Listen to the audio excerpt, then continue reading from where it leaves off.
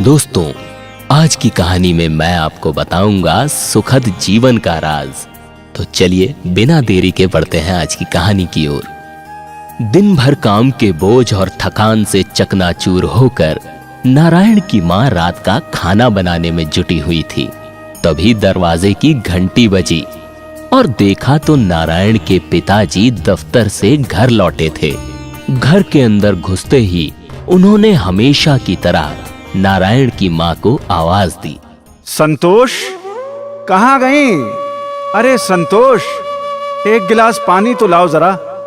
उनकी आवाज में थोड़ी सी थकान और परेशानी झलक रही थी। नारायण को समझते देर नहीं लगी कि आज उसके पापा का मूड कुछ ठीक नहीं है। वो भी अभी कुछ देर पहले ही कॉलेज से घर लौटा था। खाने का समय हो गया और पूरा परिवार खाने की मेज पर इकट्ठा हो गया। नारायण के पिताजी खाने का बेसब्री से इंतजार कर रहे थे। उन्होंने जोर से बोला, अरे भाई संतोष, आज खाना भी मिलेगा कि नहीं? इतने में नारायण की माँ ने उसके पिता के सामने एक प्लेट में सब्जी और रोटी परोस दी।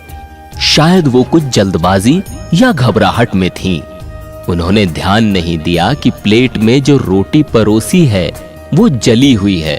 लेकिन नारायण ने देखा कि पिताजी की थाली में जली हुई रोटी है। अब वो टकटकी लगाकर अपने पिता के चेहरे को ध्यान से देखने लगा।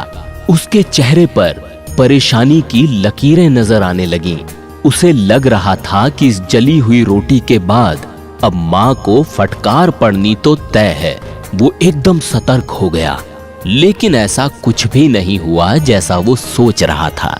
उसके पिताजी ने भोजन ग्रहण करने से पहले ईश्वर को धन्यवाद दिया और बड़ी ही प्रसन्नता के साथ प्रेम से खाना खा लिया। हालांकि बाद में नारायण की माँ ने जली हुई रोटी के लिए माफी जरूर मांगी थी।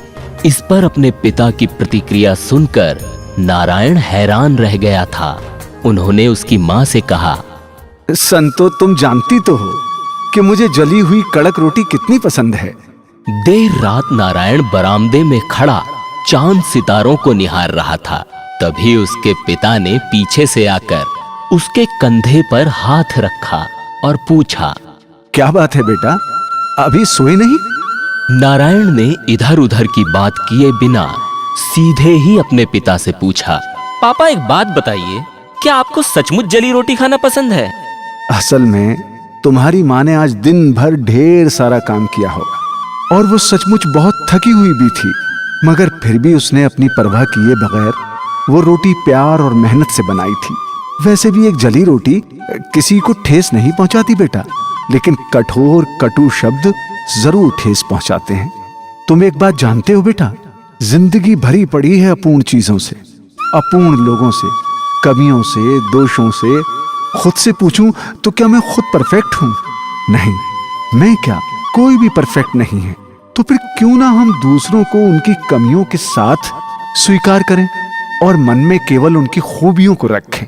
मैं तो यही कहूंगा बेटा, जरूरत पड़े तो कई जगहों पर दूसरों की गलतियों को अनदेखा भी करो और संबंधों को प्यार से सींचो। दोस्तों, जिंदगी बहुत छोटी है। उसे दुख, पछतावे, खेद के साथ बर्बाद मत करो। जो लोग तुमसे अच्छा व्यवहार करते हैं उन्हें प्यार करो, और जो नहीं करते उनके लिए अपनापन और सहानुभूति रखो और पूरी विनम्रता के साथ पेश आओ। किसी ने क्या खूब कहा है, मेरे पास वक्त नहीं उन लोगों से नफरत करने का जो मुझे पसंद नहीं करते, क्योंकि मैं व्यस्त हूं उन लोगों को प्यार करने में जो मुझे पसंद करते हैं।